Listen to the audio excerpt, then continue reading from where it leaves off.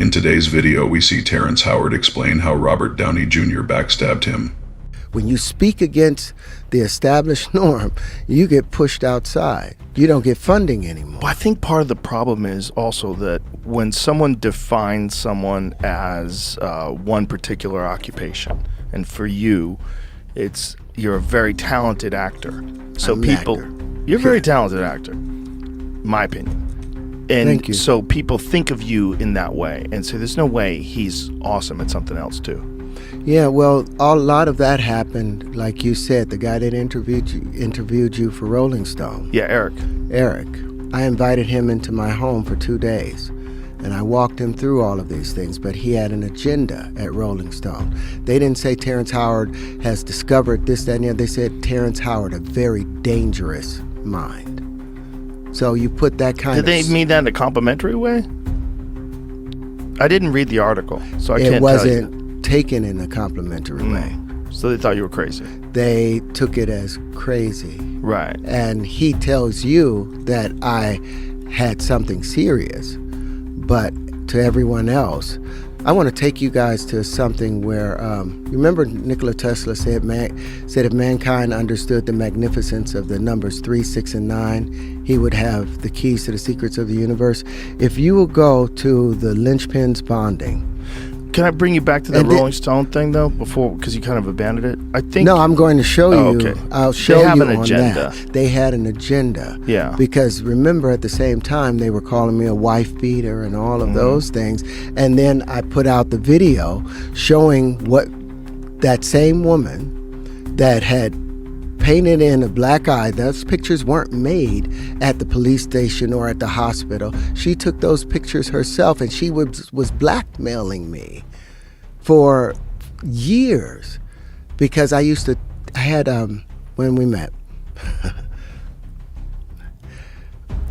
I was studying to be a Jehovah's Witness. I was trying to do all those things. So you weren't having any sex or any of that stuff. So we got engaged, and I bring her to my home in Philly, and I had this tape because anytime I had interactions with somebody, I'd heard that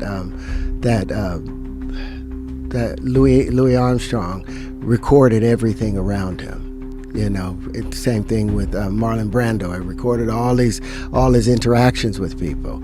So I was recording things, and if I'd had phone sex with some girl, I was recording that. If we were having sex, I recorded that because I wanted to make sure there was proof of, if anything happened. Right. But I also recorded my mother the last 2 weeks before she died, and I had that on a dictaphone. And I didn't play with computers at the time. And she was like, why you got this on the dictaphone? I can put it into the computer. I was like, oh, great. And we could keep it forever. Wonderful. You're so wonderful. I go downstairs. I'm cooking some greens. 2 hours later, I come upstairs. All of my dictaphones from the last 15 years, she has downloaded into her computer. And then she's like, I was like, no, those are my private things. Oh, no, it's okay. I can just hit delete. And so I was like, okay, great. And then 3 months later, when I tried to break up with her because we had no sexual, there was no chemistry sexually, she was like, you think I erased those things? I kept those. And I know what you've done. And she started with the blackmail. And all I really wanted back was my mother's tape. Where she told me, I know you're going to be okay, Terry. I always knew you were going to be okay. I just wanted my mother's voice back. I paid her whatever money she wanted. She destroyed that. She destroyed my name. But like I said, I thought that was a death blow.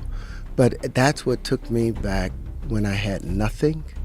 That's what took me back to this. And that greater being started showing up again. And you think if that had not happened, you probably would have gone further and further down the world of acting, and you would have abandoned this. Oh my goodness, I had, I was doing Iron Man. Yeah. Out of nowhere, that gets taken away.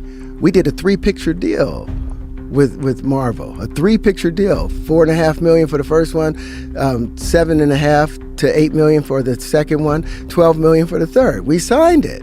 They come back to me the week that my mother dies, and they called my agent, Charles King, he was at William Morris at the time, and they said, yeah, we want Terrence, but we want to come back for $1 million instead of the $8 million that we had agreed to.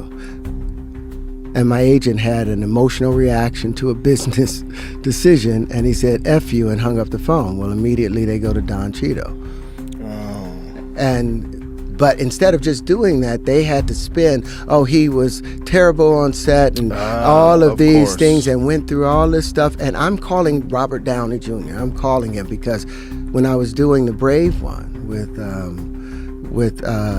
Jodie Foster, Susan Downey was a producer with Joe Silver. She comes over to my trailer and she's like, wow, it's so amazing. Congratulations on Iron Man. It's the first time they've hired the second lead before they've hired the first. But Robert wants to go in there. And they were talking about Clive Davis and all of that. And I was like, okay, great. I'm just moving along doing my thing. And she was like, but Robert really wants to go in, but they won't see him. And I was like, I love Robert. I love what he does. I loved him in Weird Science. I loved him. Who did they want? They wanted Clive Davis to play him. Because remember, in the series, War Machine was supposed to take over. Right. And I'm like, well, if Robert wants to come in, so I called Avi Arad immediately. He was the producer on it, and I'm like, Avi, I hear Robert wants to come in, but you guys won't even let him audition. He's like, no, we can't bond him. I'm like, instead of the 4.5 you want to give me, why don't you take $1 million for the bond for him? If he gets, and let him audition, and so he gets the part. Robert is like, I love you, thank you so much, da da da da da da.